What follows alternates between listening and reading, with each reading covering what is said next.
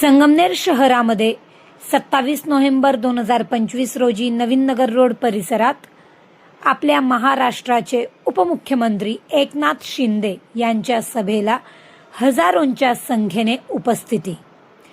तसेच डॉक्टर सुजय विखे पाटील यांनी सुद्धा सभेमध्ये उपस्थिती देऊन सांगितले, आपल्याला कोणावरही टीका टिप्पणी करण्यासाठी आपला वेळ वाया न घालता आपल्याला आपल्या संगमनेरचा विकास करायचा आहे। एकनाथ शिंदे यांनी सांगितले, संगमनेर शहरामध्ये महिलांसाठी लवकरच 100 बेडचे बंद पडलेले कॉटेज हॉस्पिटल चालू करण्यात येईल, हा माझा शब्द आहे।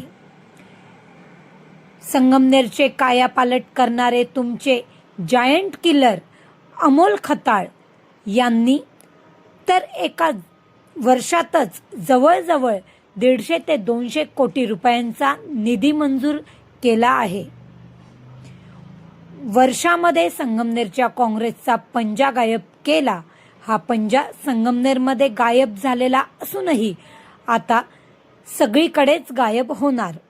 संगमनेर तालुक्यासाठी कोणत्याही प्रकारचा निधी मी तुम्हाला कमी पडू देणार नाही, असे संगमनेरकरांना एकनाथ शिंदे यांनी शब्द दिले। सर्व लाडक्या बहिणींसाठी सांगितले, कोणताही माईचा लाल जरी आला तरीही लाडकी बहीण योजना कधीच बंद होऊ शकणार नाही, हा माझा शब्द आहे। मी आज येथे फक्त संगमनेरचा विकास करण्यासाठीच तुमच्या सगळ्यांकडे आलो आहे। संगमनेर मध्ये एकनाथ शिंदे यांनी शब्द दिला, शिवाजी महाराजांच्या स्मारकासाठी तुम्हाला जागा दिली म्हणजे दिली, हा माझा शब्द आहे। स्वागत करूया। बोलो बोलो बोलो भारत माता की। भारतीय जनता पक्ष, शिवसेना आणि महायुतीचा विजय असो।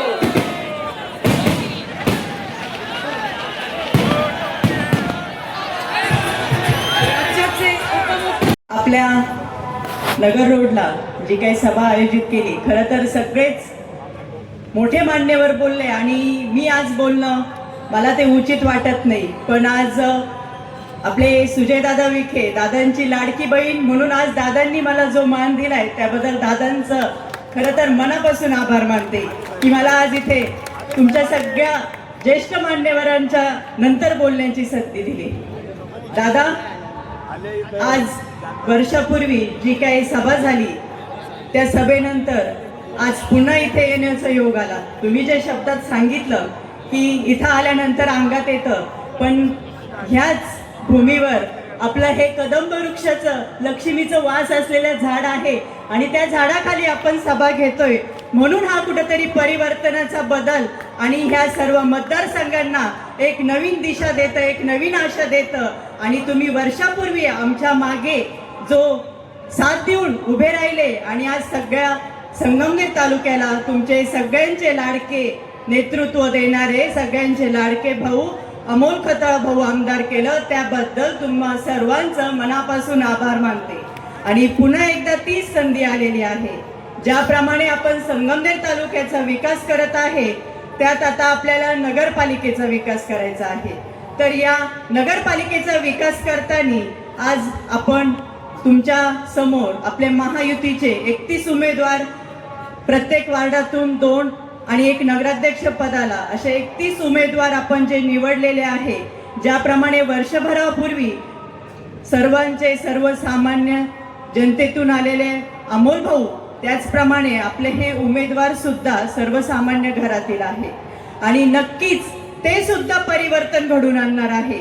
पण हे परिवर्तन पूर्ण विकासाकडे जाण्यासाठी तुमच्या सगळ्यांची साथ आज पुन्हा गरजेची आहे आणि तेच परिवर्तन तुम्ही घडून आणून आपल्या 2 तारखेला मतदान द्यावं आणि आपल्या उमेदवारांना विजयी करावं, ही माझी कळकळीची विनंती आहे। मी सुद्धा गेल्या वर्षभरात जसे भाऊ आमदार झाली तशी तालुक्यात प्रत्येक गावात फिरते, शहरात फिरते। तर दादा, अक्षरशः शहरात काही भाग असा आहे की गेल्यानंतर अक्षरशः डोळ्यात पाणी येतं, की हा आपला संगमनेरचा विकास. काही काही गावांमध्ये गेलं तर अक्षरशः तिथे सुद्धा त्या गोष्टी जाणवतात की हा आपल्या तालुक्याचा विकास. कुठेतरी हा खुंटलेला विकास आपल्याला पुढे न्यायचा असेल तर योग्य ती साथ द्या. कारण की भाऊंचा पाठीवर ज्याप्रमाणे विखे परिवाराचा हात आहे त्याचप्रमाणे भाऊंचाही तो शब्द आहे की तालुक्यातले प्रत्येक माणूस जो छोट्यातला छोटा माणूस आहे तो आपल्याला आपल्या बरोबरीने पुढे न्यायचा आहे. त्यासाठी ते कंपास पेटीतल्या सहाय्यांची पट्टीने बघता येणार नाही. ते अंतकरणाने मोजायला ती उंची एका भाऊने सांगली आहे ते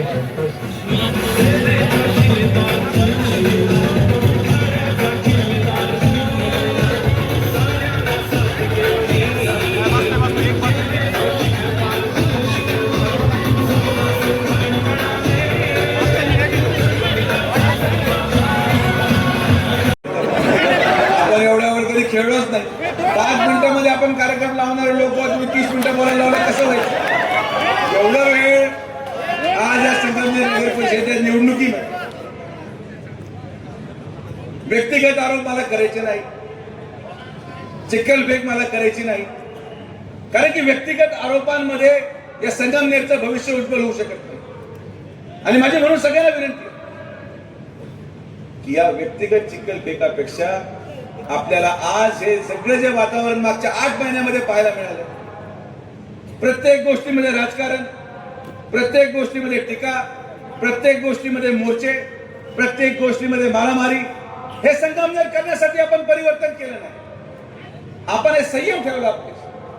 संयम ठेवला पाहिजे की जनतेने हे परिवर्तन विकासासाठी केलं, शांतीसाठी केलं आणि ही शांती टिकून धरायचं काम आपल्या सगळ्यांचं आहे.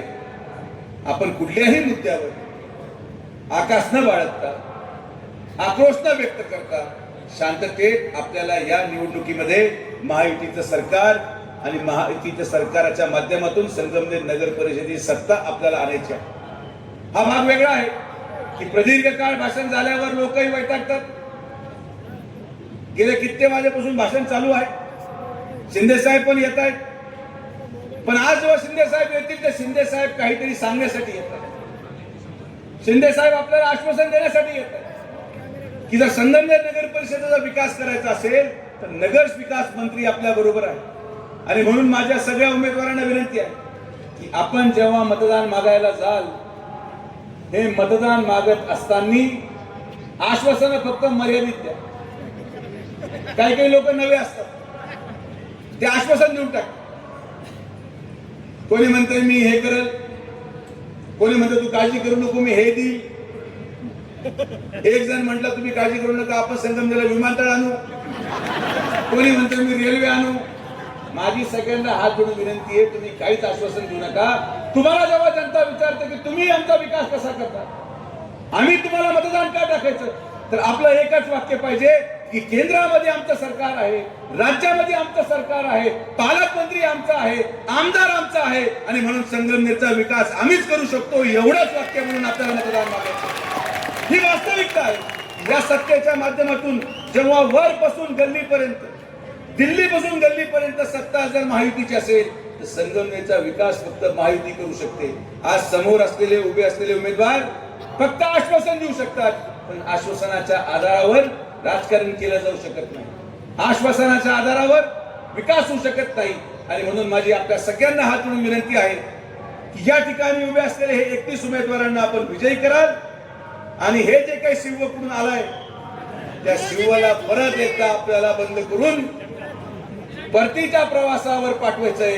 हा संकल्प आपण संदीप खताळ आणि त्यांच्या सोबत असलेलं 30 लोकांचं पॅनल, ही अख्खी टीम आहे. आणि शिवसेना भाजपा युतीच्या या सर्व उमेदवारांना येत्या 2 तारखेला आपल्याला धनुष्यबाण आणि कमळासमोरचं बटन दाबून यांना विजयी करायचं आहे. आणि त्या एक पेट्रोल पंप पण आहे आणि टीव्ही पण आहे, आपल्या कामाची आहे. तुम्हाला मी विनंती करायला आलोय, फार आज सकाळपासूनच दौरे होते आणि तुम्हाला देखील इथं वाट बघायला लागली, त्याबद्दल आपली माफी मागतो, आपली दिलगिरी व्यक्त करतो. माझ्या लाडक्या बहिणींची देखील दिलगिरी व्यक्त करतो. लाडके भाऊ इथं आहेत, या सगळ्यांना मनापासून मी शुभेच्छा देतो.